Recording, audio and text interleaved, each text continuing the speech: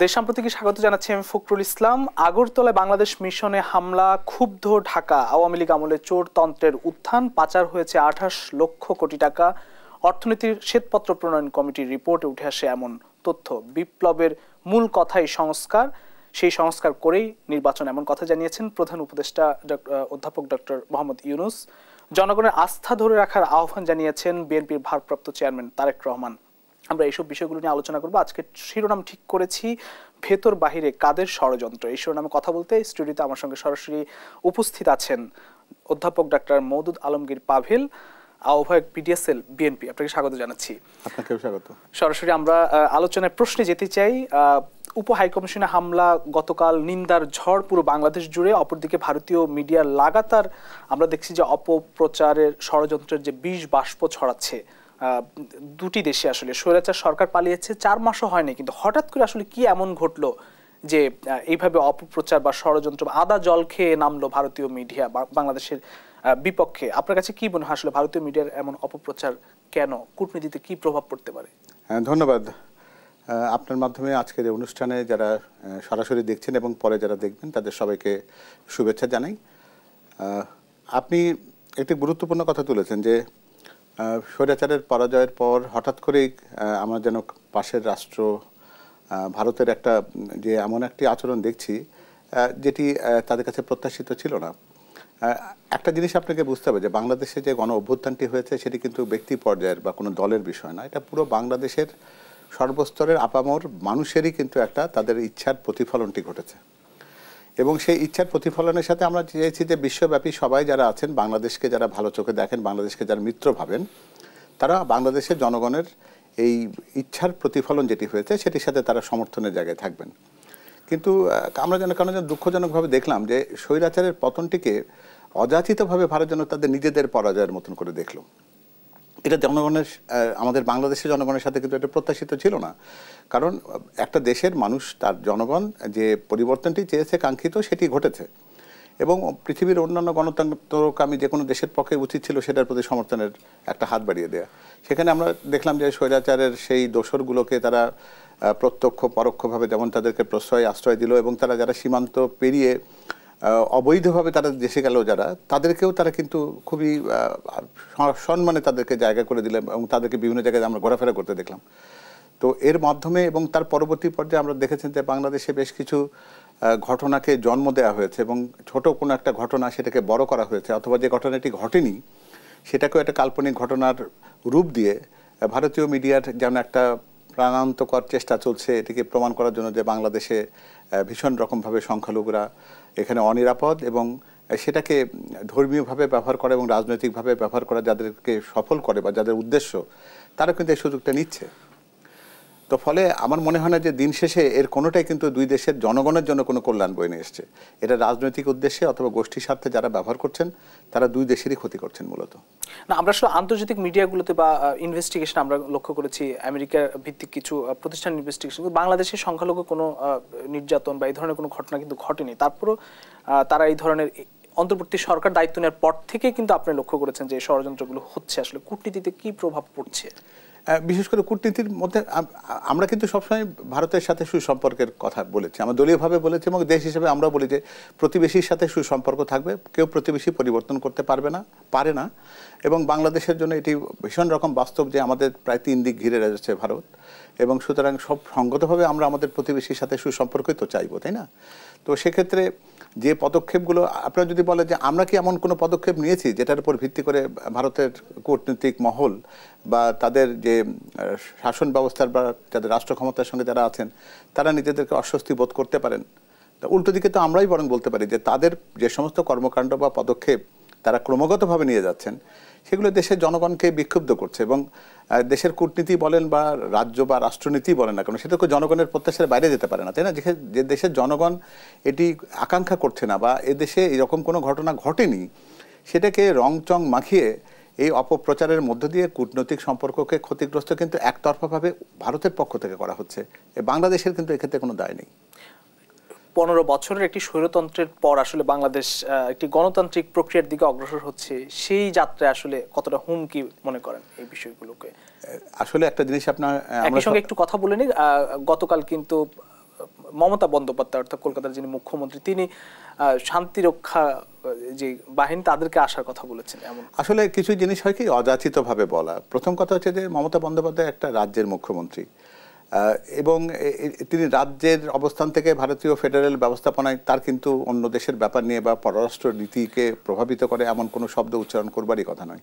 সেটি করেছেন, সেটি তার ব্যক্তিগত ব্যাপারে। ভারত তার নিজস্ব কূটনৈতিক আচরণের মধ্যে এটি আসে কিনা সেটা হয়তো তাদের রাজ্য রাষ্ট্র বা কেন্দ্রীয় এবং রাজ্য পর্যায়ে যে নিয়ম নীতি আছে সেটিতে তারা পর্যালোচনা করবে। কিন্তু আমরা মনে করি যে এটা অযাচিত কথা। বরং তার বিপরীতে আমরা এটা বলতে পারি না যে গত 15-16টি বছর ধরে দেশে যখন স্বৈরতন্ত্রের জাতাকলে দেশের মানুষ নিষ্পিষ্ট হচ্ছিল, যখন বুভুক্ষের মতো দেশের গণতন্ত্রকামী মানুষ 3টি নির্বাচন বঞ্চিত হয়েছে, এদেশের প্রায় 2 কোটির মতন তরুণ জনগোষ্ঠী তারা নির্বাচনে ভোট দিতেই পারেনি কোনোদিন, সেই মানুষগুলোর অধিকার বঞ্চিত হওয়ার যে যন্ত্রণা ছিল তার সাথে সমর্থক হয়ে তাদের সমর্থনে যদি মমতা বন্দ্যোপাধ্যায় যদি আমাদের ভোটাধিকারের কথা যদি বলতেন, তাহলে বরং আমরা বুঝতাম যে সত্যিকার অর্থে বাংলাদেশের জন্য তার সত্যিকারই মমতা রয়েছে। জি, আমরা একটু পরবর্তী প্রসঙ্গে যেতে চাই। গতকালে আমরা দেখলাম যে অর্থনীতির শ্বেতপত্র প্রকাশিত হয়েছে, যেটি তার আগের দিন প্রধান উপদেষ্টার কাছে হস্তান্তর হয়েছিল। 28 লাখ কোটি টাকা পাচার হয়েছে, যেটিকে আসলে চামচাতন্ত্র থেকে চোরতন্ত্র বলা হয়েছে এবং একটি হরিলুট হয়েছে এমনটি বলা হচ্ছে যে গত 15 বছরে অর্থনীতির একটি বৃহৎ অংশ যদি এইভাবে পাচার হয়ে যায়, আসলে কোথায় দাঁড়িয়ে আছি আমরা, অর্থনীতি বলি আর রাষ্ট্র বলি।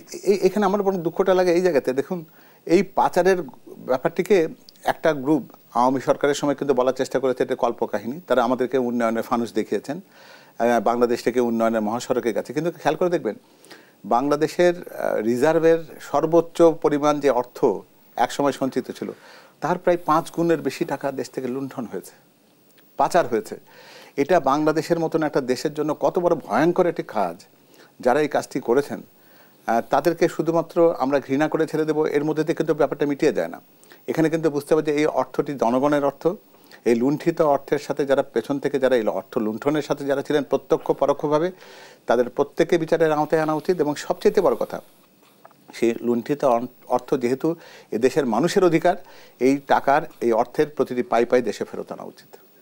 একটি বিষয় আসলে আপনার দুর্নীতিতে একটি তথ্য কিন্তু তাদের যে রিপোর্ট শ্বেতপত্র প্রণয়ন কমিটি, সেই রিপোর্টে উঠে এসেছে দুর্নীতিতে শীর্ষে হচ্ছে আমলারা, দ্বিতীয়ত রাজনীতিবিদ এবং প্রথমত হচ্ছে ব্যাংক খাত সবচেয়ে বেশি ক্ষতিগ্রস্ত হয়েছে এবং তারপরে আসলে অবকাঠামো এবং প্রকল্প খাত থেকে ক্ষতিগ্রস্ত, তৃতীয়ত হচ্ছে জ্বালানি খাত। কিভাবে আসলে দেশের ইতিহাসে এরকম ভয়াবহ দুর্নীতির ক্ষত পোষাবে বাংলাদেশ? আসলে হয়েছে কি, এটি একটি চক্র তৈরি হয়েছিল গত 15 বছর। দেখবেন যে খেয়াল করে রাজনীতিবিদ, তার সাথে আমলা, ব্যাংকার, ব্যবসায়ী সবাই মিলে এমন একটি দুষ্ট চক্র তৈরি হয়েছিল যে পুরো দেশটা যেন একটা দুষ্ট গ্রহের চারদিকে যেন আবর্তিত হচ্ছিল। এবং সেটা সবচেয়ে বড় দুঃখের এই কারণে যে দেখবেন খেয়াল করে যে তারা কিন্তু ক্রমাগতভাবে ব্যাংক ব্যবস্থাপনাকে ধ্বংস করেছে, নতুন নতুন প্রজন্মের ব্যাংক তৈরি করেছে যেখানে কোনো প্রয়োজনীয় ছিল না। সেগুলোর যে সমস্ত প্রতিষ্ঠিত ব্যাংক ছিল, ইসলামী ব্যাংক থেকে শুরু করে অন্যান্য যে সমস্ত ব্যাংকগুলো লাভজনক শুধু ছিল না, তারা দেশের অর্থনীতিতে তারা রীতিমতো একটা গতি সঞ্চার করছিল, তাদেরকে কিভাবে এস আলমের মতন একটি দুষ্ট ব্যবসায়ী গোষ্ঠীকে সামনে এনে তাদের মাধ্যমে এদেশের ব্যাংক ব্যবস্থাকে কেমন করে গ্রাস করা হয়েছে এবং মানুষের সঞ্চিত অর্থের কীরকম করে তসরুপ হয়েছে, এই শ্বেতপত্রের মধ্যে দিয়ে তার হয়তো আংশিক বিবরণ পেয়েছি। কারণ এর গভীরে আরও কত অপরাধের মাত্রাটি লুকিয়ে আছে সেটা হয়তো আমাদের কারো জানা হবে না। আমলাতন্ত্রটি তাদেরকে সহায়তা করেছে। কারণ আপনি জানেন যে এই সমস্ত তথাকথিত উন্নয়ন প্রকল্প যে জায়গাতে আপনারা যদি আপনার রূপপুর পারমাণবিক বিদ্যুৎ কেন্দ্রের কথা জানেন, ভারতে সমমানের একটি বিদ্যুৎ কেন্দ্র তৈরি করতে তার 4 ভাগের 1 ভাগের অর্থ ব্যয় হয়নি। আমাদের দেশে অপ্রয়োজনীয় যে সমস্ত প্রকল্পগুলো নেওয়া হয়েছে, কর্ণফুলী টানেলের কথা যদি বলেন, পদ্মা সেতুতে রেল সংযোগের কথা বলেন, এরকম অসংখ্য প্রকল্প আমরা আমাদের মেগা প্রকল্পের নামে, মূলত এটি ছিল অর্থ লুণ্ঠন এবং অর্থ পাচারের একটি সুপরিকল্পনা। সেখানে সামিল হয়েছে আমলাতন্ত্র, ব্যবসায়ী মহল এবং রাজনীতিবিদদের যে একটি দুষ্ট গ্রহ, দুষ্ট চক্র, তাদের একটা সম্মিলিত চেষ্টার ফসল হচ্ছে। এই দেশের ইতিহাসে ভয়াবহ ক্ষতি আমরা পোষাতে পারবো? বাংলাদেশের মতন একটা উদীয়মান অর্থনীতির দেশ, যাদের এত সম্ভাবনা ছিল, দেশে অমিত শক্তির মানুষ যারা ভালোবাসে বাংলাদেশকে, যারা বাংলাদেশের স্বাধীনতা এবং সার্বভৌমত্বের জন্য যারা প্রাণ দিয়েছে, তাদের এই কষ্টার্জিত অর্থ যেটা আমাদের যদি রিজার্ভে সঞ্চিত থাকতো, আমাদের ব্যাংক ব্যবস্থাপনায় থাকতো, আমাদের অর্থনীতিতে থাকতো, তাতে কি হতো? কর্মসংস্থান হতো। মানুষের যে দ্রব্যমূল্যের যে নাভিশ্বাস তাদেরকে আজকে কষ্ট দিচ্ছে, পীড়া দিচ্ছে, সেখান থেকে মানুষ মুক্ত হতে পারত। আমাদের তরুণ প্রজন্ম একটি সম্ভাবনাময় ভবিষ্যৎ দেখতো, আমাদের শিক্ষা ব্যবস্থার উন্নতি হতো, স্বাস্থ্য ব্যবস্থায় স্বাস্থ্য খাতে আমরা এই অর্থকে ব্যয় করতে পারতাম, অবকাঠামো উন্নয়নে এই অর্থের ব্যয় হলে বাংলাদেশের চেহারা আমরা পাল্টে দিতে পারতাম। তাহলে আপনি কি মনে করেন যে যারা 15 বছরে আমাদের এই সমস্ত উন্নয়নের নামে যে কল্পকাহিনীগুলো শুনিয়েছে তাদের জন্য দেশের মানুষের কোনো রকম সহানুভূতি থাকার সুযোগ আছে? এবং তাদের যদি সুবিচার না হয়, এই লুণ্ঠিত অর্থ যদি দেশে ফেরত আনতে আমরা যদি না পারি এবং দেশের মানুষকে যদি তাদের প্রাপ্য অর্থের যে তাদের ভাগ, তার অধিকার, সেটা যদি ফেরত না দেওয়া যায়, তাহলে আমার মনে হয় যে বাংলাদেশের সরকারি ব্যবস্থাপনার সাথে যারা সম্পর্কিত রয়েছেন তারা বিরাট বড় একটা অভিযোগ এবং দায় থেকে নিজেকে মুক্ত করতে পারবে। এই লুণ্ঠিত অর্থ আসলে কিভাবে ফেরত আনা সম্ভব? আমরা সবসময় শুনি যে পাচারকৃত অর্থ ফেরত আনা হবে, যাবে, এই ধরনের প্রশ্ন শুনি।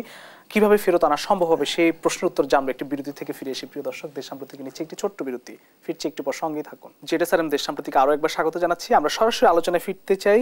আমার সঙ্গে আছেন অধ্যাপক ডাক্তার মওদুদ আলমগীর পাভেল, আহ্বায়ক মিডিয়া সেল বিএনপি। আপনার কাছে আবারও যেতে চাই, আসলে এই যে 28 লক্ষ কোটি টাকা পাচার হওয়া, দেশে হরিলুট, চামচাতন্ত্র থেকে চোরতন্ত্র প্রতিষ্ঠিত হওয়া, কিন্তু সবচেয়ে গুরুত্বপূর্ণ বিষয় আপনি নিজেও বলেছেন যে যারা এই পাচারের সঙ্গে জড়িত দুর্নীতির সঙ্গে জড়িত, যে অর্থ পাচার হয়েছে দেশের ইতিহাসে সবচেয়ে বড় অর্থ, সেটি আসলে কিভাবে সম্ভব নিয়ে আসা?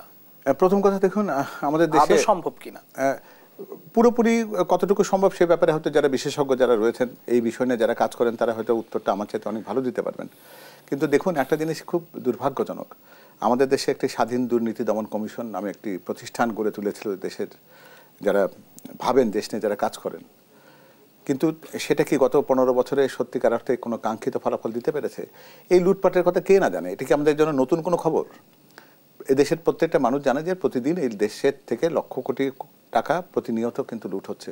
আপনারা দেখেছেন যে ফরিদপুরের একটা কোন উপজেলার একটা অতি নগণ্য সাধারণ একটি যুবদল কর্মী, তিনি 1000 কোটি টাকার দেশ থেকে পাচার করেছেন। তো ফলে তার মাপটাকে যদি আমরা স্ট্যান্ডার্ড ধরি, হ্যাঁ, যুবলীগ, ছাত্রলীগ, হ্যাঁ, যুবলীগ, ছাত্রলীগের, তো তাদেরকে যদি আমরা স্ট্যান্ডার্ড ধরি, তাহলে এই মাপে যেরকম প্রত্যেকের পেছনে যদি এই অর্থের মূল্যের হিসাবটা যদি আমি ধরতে চাই, তাহলে এটা কত বড় অর্থের লুটপাট সেটা তো আমরা দেখেছি। সেক্ষেত্রে আমাদের এই স্বাধীন দুর্নীতি দমন কমিশন যারা ছিল তাদের কি উচিত ছিল না যে এই সময়োচিত একটা পদক্ষেপ গ্রহণ করে এটাকে নিবৃত্ত করার জন্য? সুতরাং দায় মুক্তি তারাও পাবে না, তাদের জন্য এটা দায় রয়েছে।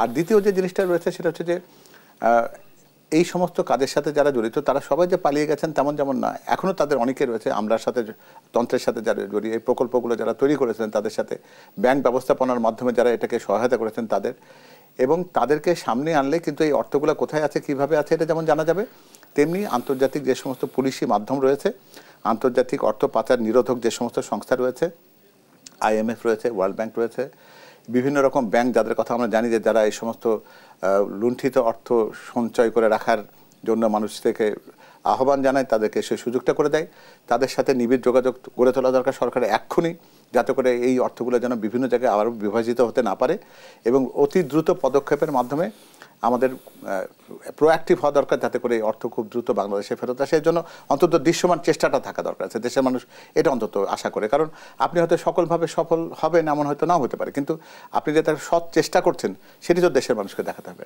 আর বিএনপি ক্ষমতা আসলে এই দুর্নীতিগুলো রোধ করতে পারবে? আমি একটু আবারও বলে নিই যে বিএনপি এর আগেও ক্ষমতায় ছিল, বিএনপির আমলে হয়তো এত বড় দুর্নীতি হয়নি, কিন্তু আগামীতে যদি বিএনপি ক্ষমতা আসে তারা এই দুর্নীতিকে একেবারে মুক্ত করতে পারবে কিনা? দেখুন, এই ব্যাপারে আমাদের দলের যিনি ভারপ্রাপ্ত চেয়ারম্যান জনাব তারেক রহমান সাহেব, তিনি কিন্তু তার 31 দফা একটা কর্মসূচি দিয়েছেন। সেখানে তিনি এই প্রত্যেকটা ব্যাপারকে কিন্তু এককভাবে আলাদা আলাদা করে কিন্তু অ্যাড্রেস করেছেন। এই যে আমরা বলছি যে একটা দুষ্ট চক্র গড়ে ওঠে রাজনীতিবিদদের সাথে আমলা প্রশাসন এবং তার সাথে ব্যাংক ব্যবস্থাপনা বা ব্যবসায়ীদের, এই চক্রটিকে ভেঙে দেওয়ার জন্য কিন্তু আমরা বলেছি যে প্রত্যেকটি জায়গাতে আমরা যে রাষ্ট্রের যে স্তম্ভগুলো রয়েছে সেই স্তম্ভগুলোর মধ্যে নির্বাহী, বিচার এবং আইন শাখাকে বা আইন বিভাগকে আমরা পৃথক করা, একটা ক্ষমতার ভারসাম্য রাখা, কেউ জবাবদিহির ঊর্ধ্বে যেন উঠতে না পারে। আপনারাও যারা মিডিয়ার সাথে জড়িত আছেন তারাও যেন আমাদের প্রধানমন্ত্রীকে, যিনি প্রধানমন্ত্রী নির্বাচিত হবেন, জনগণ যদি বিএনপিকে সে রাষ্ট্র পরিচালনার দায়িত্ব দেন যদি, তাহলে আমাদের পক্ষ থেকে এটি একটি ঘোষণা বা এটি একটি আপনাদের কাছে প্রতিশ্রুতি যে আপনারা আমাদের দলের যিনি প্রধানমন্ত্রী, যিনি নির্বাচিত হবেন দলের পক্ষ থেকে, তাকেও আপনারা জবাবদিহিতার মাধ্যমে আনতে পারবেন, তাকেও প্রশ্ন করতে পারবেন আপনার কাছে যদি কোনো কিছু অসঙ্গতি মনে হয়। এই উদাত্ত কণ্ঠ আহ্বান বা ঘোষণা কিন্তু আমাদের দলের পক্ষ থেকে ইতিমধ্যে দেওয়া হয়েছে। আর এছাড়া দুর্নীতি দমন কমিশনকে শুধুমাত্র তার এই নখদন্তহীন যে পরিচিতিটি রয়েছে সেখান থেকে প্রকৃত দুর্নীতি দমন কমিশন গঠন করার অঙ্গীকারও এখানে রয়েছে। এবং এছাড়া রাষ্ট্রে যে সমস্ত সংবিধিবদ্ধ অন্য সমস্ত প্রতিষ্ঠান, সেটা পাবলিক সার্ভিস কমিশন থেকে শুরু করে অন্য সব জায়গায় দুর্নীতি হওয়ার জন্য যে সমস্ত প্রতিষ্ঠান এতদিন সুপরিচিত বা কুপরিচিত যেটাই বলি না কেন হয়ে রয়েছিল, তাদের খোল নলচে পাল্টে একটি পরিপূর্ণ সংস্কারের মধ্যে দিয়ে একটা আধুনিক পরিবর্তিত বদলে যাওয়া বাংলাদেশ উপহার দেওয়াটাই আমাদের পরবর্তী অঙ্গীকার।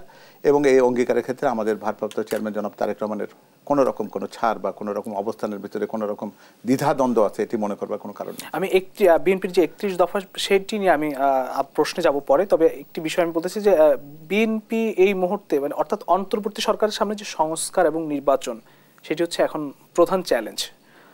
বিপরীতে আসলে দেশি বিদেশি অনেক ষড়যন্ত্র হচ্ছে। আপনি আসলে মানে ষড়যন্ত্র কতটা হচ্ছে বলে আপনার কাছে মনে হয়? এখন এই সরকার আসলে কি করা উচিত? একটা ব্যাপার আমরা বোধহয় প্রত্যেকে বুঝি, এটা কিন্তু খুবই স্পষ্ট যে স্বৈরাচার কিংবা ফ্যাসিস্ট সরকার পতন হয়েছে, তারা দেশ থেকে তাদের আংশিক পালিয়েছে, কিন্তু তাদের প্রেতাত্মা কিন্তু রয়ে গেছে এখানে। এবং সেই প্রেতাত্মারা যে মাঝে মাঝেই তাদের মাথা চারা দিয়ে ওঠে, সেটা কিন্তু বিভিন্ন রকমের রাস্তাঘাট অবরোধ থেকে শুরু করে বিভিন্ন জায়গাতে আপনারা খেয়াল করে দেখবেন যে দ্রব্যমূল্যকে অসহনীয় পর্যায়ে রাখার থেকে শুরু করে আইন শৃঙ্খলাকে ক্রমাগতভাবে প্রশ্নবিদ্ধ করা এবং এই অন্তর্বর্তীকালীন সরকারকে বিভিন্ন সময় বিব্রত করবার মধ্য দিয়ে কিন্তু তাদের কর্মসূচি কিন্তু তারা অব্যাহত রেখেছে। সরকার কি সেটা বুঝতে পারছে বা প্রতিকারমূলক কোনো ব্যবস্থা দেখছে? আমাদের কাছে তো ওটি নিয়ে মাঝে মাঝে প্রশ্ন জাগে যে সরকার কি তাদের অগ্রাধিকারকে চিহ্নিত করতে পেরেছে কিনা। তাদের অগ্রাধিকারটা যে জায়গায় ছিল, মানুষের প্রত্যাশা ছিল দুটি জায়গায়, যে আপনারা জানেন যে পুলিশ প্রশাসনকে গত 15 বছরে প্রায় ধ্বংস করে ফেলা হয়েছে এবং সেটি আপনারা সেই বিপ্লব বা অভ্যুত্থান পরবর্তী সময় সেটার অনেকগুলো নমুনা আপনারা দেখেছেন। কিন্তু বাংলাদেশের মানুষ কিন্তু ভীষণ সহনীয় এবং তারা সহায়তা করতে চায় এবং সব কিছু মানিয়ে নেওয়ার একটা অভ্যস্ততা আমাদের দেশের মানুষের আছে। উচিত ছিল এই বৃহৎ জনগোষ্ঠীর সমর্থন নিয়ে আইন শৃঙ্খলার প্রথমেই সেটিকে অবনতিকে রোধ করা এবং উন্নতির দিকে সেটাকে নিয়ে যাওয়া এবং দ্রব্যমূল্য মানুষের কাছে সহনীয় রাখা, এই দুটি ছিল তাদের অগ্রাধিকার। এবং তৃতীয় অগ্রাধিকার ছিল যে একটি যৌক্তিক সময়ের মধ্যে একটি নির্বাচনের আয়োজন করা, নির্বাচন সংক্রান্ত যেগুলো অত্যাবশ্যকীয় সেই সমস্ত সংস্কার, যেমন নির্বাচন কমিশনকে পুনর্গঠন করা, নির্বাচনী আইনকে সংস্কার করা, পরিবর্তন করা, নতুন যে ভোটার যারা তাদেরকে অন্তর্ভুক্ত করা, তরুণ যে ভোটাররা যারা এখনো ভোটার হতে পারেনি তাদেরকে ভোটাধিকারের মধ্যে আনা, এই সব কিছু সম্পন্ন করে তাদের একটা দ্রুততম সময়ে একটা নির্বাচনের দিকে যাওয়া ছিল। তাদের প্রধান এবং প্রথম যে 3টি লক্ষ্যের কথা আমি বললাম, যে আইন শৃঙ্খলার উন্নতি, দ্রব্যমূল্যকে সহনীয় রাখা এবং একটি যৌক্তিক সময় নির্বাচন দেওয়া, এই 3টিকে যদি তারা অগ্রাধিকার রেখে কাজ করতেন তাহলে আমার মনে হয় যে তারা অনেক বেশি সুনির্দিষ্ট গতিপথে যেতে পারতেন। আপনি অনেকগুলো বোঝা যদি একসাথে কাঁধে নেন, তাহলে সেইটি যদি আপনার কাজ সেই বোঝা বহনের জন্য যদি সক্ষম না হয়, তাহলে দিন শেষে আপনি মানুষকে প্রত্যাশার কাছে নেবেন কিন্তু প্রাপ্তি কিছুই হবে না। জি, একটি প্রশ্ন রেখে বিরতিতে যাব। প্রধান উপদেষ্টা বলেছেন যে বিপ্লবের মূল লক্ষ্য হচ্ছে সংস্কার এবং সংস্কারের পরে নির্বাচন। সংস্কারের প্রক্রিয়া বা গতি কতটা আপনি দেখছেন, এই প্রশ্ন উত্তরটি নিব বিরতি থেকে এসে। প্রিয় দর্শক, জেরুজালেম দেশ সাম্প্রতিক থেকে নিচ্ছে একটি ছোট্ট বিরতি, ফিরছি একটু পর, সঙ্গে থাকুন। জেরুজালেম দেশ সাম্প্রতিক আরও একবার স্বাগত জানাচ্ছি। আমরা একদম শেষ পর্যায়ে চলে এসেছি। আমরা সরাসরি আমাদের সঙ্গে যুক্ত আছেন অধ্যাপক ডক্টর মওদুদ আলমগীর পাভেল। আপনাকে সরাসরি আপনার কাছে আসলে প্রশ্ন, যে বিএনপি এই মুহূর্তে সবচেয়ে বড় রাজনৈতিক দল, আপনারা জাতীয় ঐক্যের কথা বলছেন, দেশে বিদেশে নানান ষড়যন্ত্র চলছে, সেই ঐক্যের প্রক্রিয়া কত দূর এবং ঐক্যের যে দায়িত্বটি কারা নিচ্ছে? একটা বিষয় কি দেখুন, ঐক্যের ব্যাপারটি যেরকম থাকে, নির্বাচনকালীন একটা ঐক্য হয় অথবা দেশ পরিচালনার ক্ষেত্রে যখন সহমত বা সবাই যখন একমত হয় তখন একটা ঐক্যের প্রশ্ন ওঠে। এখন যে জিনিসটা এখানে খুব পরিষ্কার সেটা হচ্ছে যে বিএনপি একটি জাতীয় সরকারের ধারণার কথা বলেছে, কারণ বিএনপি মনে করে যে আগামী দিনে বাংলাদেশকে নতুন করে গড়তে গেলে দেশের সব মানুষের ঐক্যবদ্ধ সমর্থনের প্রয়োজন হবে। সেই ঐক্যবদ্ধ সমর্থনের প্রয়োজন নিশ্চিত করা যেতে পারে একটি জাতীয় সরকার গঠনের মধ্য দিয়ে। এবং আমাদের ভারপ্রাপ্ত চেয়ারম্যান জনাব তারেক রহমান সাহেব এটিও বলেছেন যে নির্বাচনের ফলাফল যেটি হোক না কেন, বিএনপি যদি দেশের মানুষের আস্থা অর্জন করে যদি রাষ্ট্র পরিচালনার দায়িত্ব পায়, তাহলে সেটা তারা এটি নিশ্চিত করবে যে যেন একটা জাতীয় সরকারের মাধ্যমে গঠনের মাধ্যমে দেশে আমাদের যে ঘোষিত 31 দফা কর্মসূচি রয়েছে সেটির কাছে আমরা যেতে পারবো। আর আপনি একটা কথা বলছেন যে সংস্কার এবং তার শেষে নির্বাচন, যে কথাটি আপনি প্রধান উপদেষ্টা বলেছিলেন, সে কথাটি আমি এই জায়গায় এইভাবে রেসপন্ড করতে চাই। সংস্কার এটা চলমান কাজ, আমরা কিন্তু সংস্কারের কাজে কেউ কখনো বলতে পারবো না যে সংস্কারটি শেষ হয়েছে। ফলে সংস্কার শেষ হলে কোনো একটা কাজ বা নির্বাচন, এই কথা যদি বলি তাহলে আমার মনে হয় যে সংস্কার শব্দটিকে আমরা ভুলভাবে ডিফাইন করছি। আপনি আপনার বাড়ির রংটি একবার করলে কিন্তু পরে ভবিষ্যতে কখনো করতে হবে না, সেটা যেমন নয়। আপনার বাড়িতে কোনো একটা সংস্কার বা মেরামতির কাজ একবার করলে সারা জীবনের জন্য সেটা হবে, সেটাও যেমন নয়। ফলে দেশের যদি রাষ্ট্র ব্যবস্থা, রাষ্ট্র কাঠামোর সংস্কার যদি আজকে আপনি যেটি মনে করছেন যুগের চাহিদায়, সময়ের চাহিদাতে 5 বছর 10 বছর পরে সেটি পরিবর্তনযোগ্য হতেই পারে। তো ফলে আমি যদি এই কথা বলে ফেলি যে সংস্কার শেষে, তাহলে সংস্কারটা শেষ কখনোই হয় না, সংস্কার একটি চলমান কাজ। তো ফলে আমাদের কিন্তু অগ্রাধিকারটা নির্ধারণ করতে হবে সংস্কারের, সবগুলো সংস্কার আমি করবার দায়িত্ব নেব কিনা, সবগুলো সংস্কার করার জন্য দেশের মানুষ বা জনগণ আমাদের কাছে প্রত্যাশা করে কিনা, এবং সবগুলো সংস্কার আমার পক্ষে করা সম্ভব কিনা, সেই বিবেচনাটা যদি আমরা খুব যৌক্তিকভাবে নিজেদের মধ্যে রাখি, তাহলে কিন্তু সংস্কার আমি কতটুকু করবো আর কতটুকু করবো না সে ধারণা কিন্তু খুব স্পষ্ট হয়ে যায়। বিএনপি কবে নির্বাচন চায়? এই মুহূর্তে আমরা দেশি বিদেশি নানা ষড়যন্ত্র, অপপ্রচার, প্রোপাগান্ডা, বিষ বাষ্প দেখছি। বিএনপি কবে নির্বাচন চায় এবং কতটা সংস্কার শেষে আসলে নির্বাচন? এই জায়গাতে আমি কিন্তু আপনার এই প্রশ্ন উত্তরের আংশিক রেসপন্স আমি একটু আগে করেছি। আরেকটা কথা শুধু বলি, সেটা হচ্ছে যে বিএনপি নির্বাচন তড়িঘড়ি করে চাই বলে একটা প্রচারণা চালাবার চেষ্টা করা হয়, বরং আমরা কথাটাকে অন্যভাবে বলি সবসময়। একটি বিলম্বিত নির্বাচনের বিপদ কি? একটি নির্বাচন যদি বিলম্বিত হয়, জাতীয় নির্বাচন যদি বিলম্বিত হয়, তাহলে আপনারা কিন্তু ইতিমধ্যে দেখছেন যে দেশে বিদেশে বিভিন্ন রকম অপকর্মগুলো ঘটছে। ভারতে বাংলাদেশের ডেপুটি হাই কমিশন এবং সহকারী হাই কমিশন অফিসে বা তাদের দূতাবাসে যে আক্রমণগুলো হয়েছে, এটা আপনি কোনো বিচ্ছিন্ন ঘটনা বলে মনে করতে পারেন না। এটা পরিকল্পিতভাবে বাংলাদেশকে অকার্যকর করা, বাংলাদেশকে বিশ্বের দরবারে চিত্রিত করা যে এখানে সাম্প্রদায়িক সম্প্রীতি বলে কিছু নেই, এবং সেখানে কোনো কোনো মুখ্যমন্ত্রীর বয়ানের মধ্যে দিয়ে কিন্তু সেই আভাসটি কিন্তু আমরা পেয়েছি। এবং একটি যে সরকারটি নির্বাচিত নয় বা অন্তর্বর্তীকালীন ব্যবস্থার জন্য এসেছে, অন্তর্বর্তী কথাটাই মানে কিন্তু সাময়িক। আমরা যদি সেই ডেফিনেশনের দিকে যাই, অন্তর্বর্তী কিন্তু কোনো একটা স্থায়ী ব্যবস্থাপনা নয়। এবং একটি রাজনৈতিক দলের একটা জনসমর্থন থাকে, যেমন তাদের একটা সাংগঠনিক কাঠামো থাকে বিস্তৃত পুরো দেশব্যাপী। ফলে তারা কিন্তু যে কোনো কর্মসূচি যখন পালন করতে চায় বা যে সমস্ত কেন্দ্রীয় নির্দেশনা, সেগুলো কিন্তু প্রতিপালন করা, বাস্তবায়ন করা তাদের জন্য একটা সোজা হয়।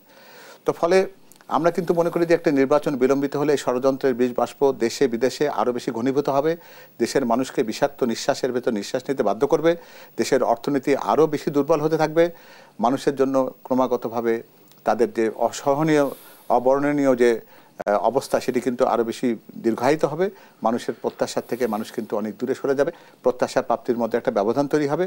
সুতরাং আমরা মনে করি যে এই সরকারের উচিত হবে একটা যৌক্তিক সময় বলতে আমি কিন্তু বলেছি যে একটি নির্বাচন কমিশন গঠন, নির্বাচন যে ভোটার তালিকা সেটিকে হালনাগাদ করা, নির্বাচনে আইনগুলোকে সংশোধন করা, একটি নির্বাচন তফসিল ঘোষণা করে সম্ভাব্য দ্রুততার সাথে একটা নির্বাচন ঘোষণার জন্য যেটুকু সময় দরকার সেই সময়টি যৌক্তিক সময়, এবং সেই সময়ের পরে নির্বাচনটি হওয়া উচিত।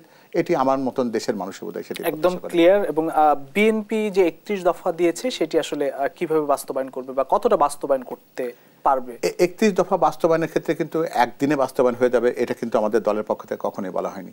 আমরা সবসময় বলেছি যে এই সংস্কার কার্যক্রম যেমন চলমান, এটি একটা দীর্ঘমেয়াদী একটা প্রক্রিয়ার অংশ। এখানে অনেক কিছু আছে যেটাকে আপাত দৃষ্টিতে উচ্চাভিলাষী মনে হতে পারে, কিন্তু আপনার অভিলাষ বা স্বপ্ন যদি অনেক বড় না হয়, তাহলে কিন্তু আপনি আপনার পথ চলাতে আপনার তরুণ প্রজন্ম তার প্রত্যাশার সাথে কিন্তু আপনি যেতে পারবেন না।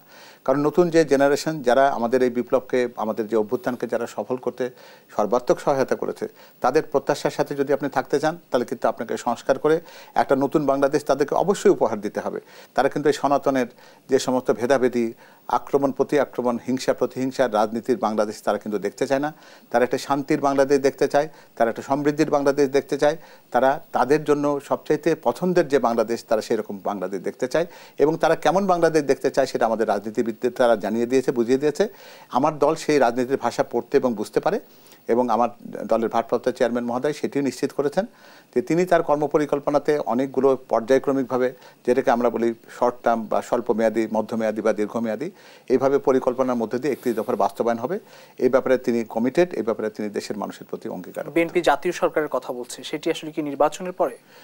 সরকার গঠন তো নির্বাচনের আগে হওয়ার সুযোগ নেই। ফলে একটা নির্বাচন হলে নির্বাচনের ফলাফল এবং সেখানে বিএনপি কিভাবে জাতীয় সরকারটি গঠন করতে চায় তার ধারণা 31 দফার যে ভূমিকায় সেটিতে দেওয়া আছে। জি, আমি একটু 21শে আগস্ট গ্রেনেড হামলা নিয়ে একটু প্রশ্ন রাখতে চাই। আসলে এই হামলা যে মামলাটি, সে মামলা আমরা লক্ষ্য করেছি যে বিএনপির ভারপ্রাপ্ত চেয়ারম্যান তারেক রহমান সহ অন্যান্য আসামিরা খালাস পেয়েছেন। আসলে দীর্ঘদিন আসলে এই মামলাটি নিয়ে আসলে মানে এটিকে যদি ষড়যন্ত্র বলে, সেটি কেন এই ষড়যন্ত্রটি হয়েছিল বা একটু যদি বলেন আপনি। আসলে এখানে কে মুক্তি পেয়েছেন বা কে খালাস পেয়েছে এটা চেয়ে বড় কথা হলো কি যে আপনি রাজনীতিকভাবে যদি কোনো একটা মামলাকে যদি ব্যবহার করেন সেটার যে কুফল হয় এই রায়ের ভেতর দিয়ে কিন্তু সেটি প্রকাশ পেয়েছে।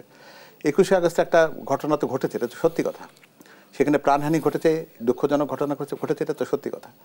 আপনি যদি তদন্তটাকে যদি সুষ্ঠু এবং সঠিক প্রবাহের মধ্যে দিয়ে যদি যেতে দিতেন তাহলে কিন্তু প্রকৃত অপরাধীরা কিন্তু চিহ্নিত হতো। এখানে প্রতিটি পদে পদে এটিকে ম্যানিপুলেট করা হয়েছে। আপনারা জানেন যে এই মামলাটি মূলত হয়েছিল যখন তখন ছিল সেই সময় তত্ত্বাবধায়ক সরকার আমলে, সেখানে একটি চার্জশিট দেওয়া হয়েছিল। পরবর্তী পর্যায়ে আওয়ামী লীগ সরকার যখন ক্ষমতায় আসেন তখন তারা একজন তদন্তকারী কর্মকর্তাকে পরিবর্তন করেছেন, এমন একজন তদন্তকারী কর্মকর্তা যিনি তাদের দলের মনোনয়ন প্রত্যাশী, সেই রকম একটা ব্যক্তিকে দায়িত্ব দেওয়া হয়েছিল পুরস্কার হিসেবে, যেখানে মূল উদ্দেশ্যটা ছিল যে রাজনৈতিক প্রতিপক্ষকে ঘায়েল করার জন্য মামলাটি ব্যবহার করতে হবে। তারা সেটি করেছেন। এমনকি যে দ্বিতীয় দফায় যে সমস্ত জবানবন্দি বা অন্যান্য যে সমস্ত মামলার জন্য বিচারিক যে সমস্তগুলো আবেদন করা হয়েছিল, যেটি তদন্তকারী কর্মকর্তার করার কথা ছিল, সেটি তা না করে ওনারা পাবলিক প্রসিকিউটরকে দিয়ে এটা করিয়েছিলেন। ফলে প্রত্যেকটা জায়গাতে শুধুমাত্র এবং আপনি দেখবেন খেয়াল করে যে রায় কিন্তু এটা প্রতিভাত হয়েছে যে সেখানে শুধুমাত্র সন্দেহজনক কথাবার্তাগুলো হয়েছে, এগুলোকে প্রমাণ করার জন্য তদন্তকারী কর্মকর্তা কোনো যুক্তিগ্রাহ্য কোনো কিছু আনতে পারেনি, যার ফলে উচ্চ আদালতের পক্ষে দ্বিতীয় কোনো পথ ছিল না এই মামলাটির ক্ষেত্রে অন্যদেরকে মুক্ত করে দেওয়ার, বিকল্প কিছু ছিল না।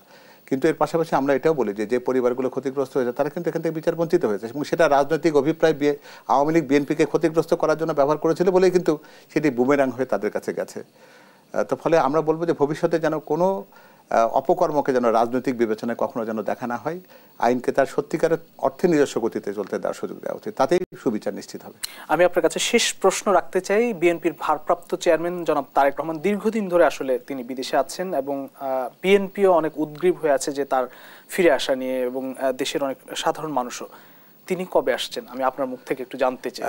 তিনি কবে আসছেন এটিকে একটা দিন তারিখ উল্লেখ করে বলা খুব মুশকিল, কারণ তার বেশ কিছু কাজ আছে যেগুলোকে তাকে সম্পন্ন করতে হবে। এবং তার সাথে সাথে আর একটা জিনিস হচ্ছে কি, আপনাকে এটা বুঝতে হবে যে বাংলাদেশ, যেটি আপনি নিজে বলছেন, দেশ বিদেশের ষড়যন্ত্রের বিষবাষ্প থেকে বাংলাদেশ এখনো মুক্ত হয়নি। আমরা তো অন্তত এটা চাইবো যে এখন বাংলাদেশের জনাব তারেক রহমান কিন্তু একটা ব্যক্তি নন, তিনি হচ্ছে বাংলাদেশের মানুষের কাছে এখন এই মুহূর্তে স্বাধীনতা এবং সার্বভৌমত্বের প্রতীক। রাজনীতিতে তার অপরিহার্যতা এখন ব্যক্তি পর্যায়ে নেই। তো ফলে তাকে আমরা সেই বাংলাদেশের প্রত্যাবর্তনের জন্যই অনুরোধ করব যখন তিনি সত্যিকার অর্থে বাংলাদেশের মানুষের প্রত্যাশা এবং বাংলাদেশের মানুষের ক্ষেত্রে যেমন তিনি স্বাধীনতা এবং সার্বভৌমত্বের প্রতীক হয়ে আছেন, সেটিকে সুসংহত করার মতন পরিবেশ তৈরি হলেই তিনি আসবেন। এটাই হলো তারা ফেরার ক্ষেত্রে আমার পক্ষ থেকে বলা যে সময়, আমি মনে করি সেটি তার জন্য যৌক্তিক। সেটি কবে নাগাদ? এই বছর, আগামী বছর নাগাদ? এই প্রশ্নের উত্তরটি আপনার কাছে যদি আমি ফেরত চাই, যে আপনি যদি মনে করেন যে বাংলাদেশ তার জন্য ফেরার জন্য সে অনুকূল পরিবেশটা কোন দিন তৈরি করতে পারবে, যেখানে তাকে আমরা বলছি যে স্বাধীনতা এবং সার্বভৌমত্বের প্রতীক, সেই প্রতীকটিকে আমরা সুসংহত রেখে দেশের আগামী দিনে তাকে সর্বোচ্চ নেতৃত্বে কিভাবে সুন্দরভাবে ব্যবহার করতে পারবো, সেই রকম একটা পটভূমি তৈরি হওয়ার সময় পর্যন্ত আপনাকেও আমি অনুরোধ করবো যে আপনি অপেক্ষা করুন। জি, অসংখ্য ধন্যবাদ আমাদের সঙ্গে যুক্ত থাকবার জন্য অধ্যাপক ডক্টর মওদুদ আলমগীর পাভেল। প্রিয় দর্শক, যেটা স্যার দেশ সাম্প্রতিক কাজ এখানে শেষ করতে হবে, আবার দেখা হবে আগামীকাল একই সময় অন্য কোনো অতিথিদের নিয়ে। সেই পর্যন্ত সবাই ভালো থাকবেন, সুস্থ থাকবেন, শুভরাত্রি।